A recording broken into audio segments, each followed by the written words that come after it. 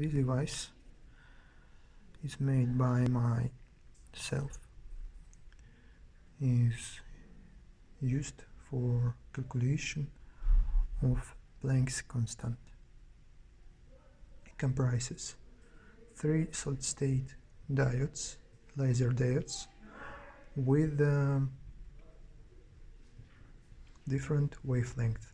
This one is green, this one is red, and this one is blue-violet.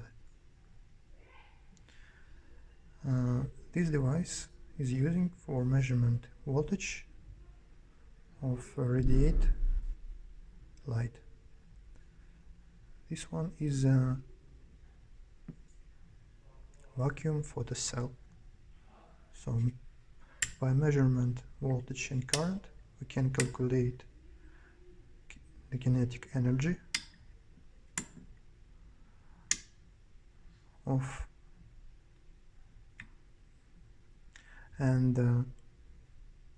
using Einstein formula for the photoelectric effect, we can calculate Planck's constant. Also, this device contains, made by myself,